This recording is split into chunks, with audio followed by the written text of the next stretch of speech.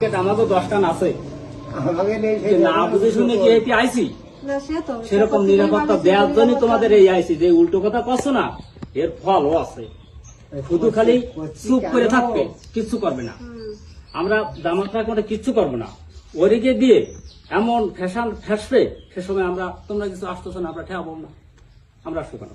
আর তোমাকে ঠেয়ানোর জন্যই এত হাত পায়ে ধরতেছি, তোমরা এখন ওই সব করছো। তাহলে তারিখে ভোট দাও, দিয়ে তোমরা কিভাবে ভালো থাকো থাকো, আমরা কি হবে? আমরা কোন তোমার কাছে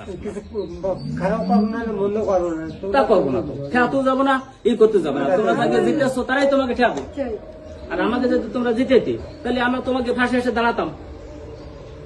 এই যে সঠিক হিসেব বুঝছো? আসল কথা তাই কি, এই যে এখানকে আমি একটা কথা বলি, ভাটারও বারে পা ফেলাতে দেবো না।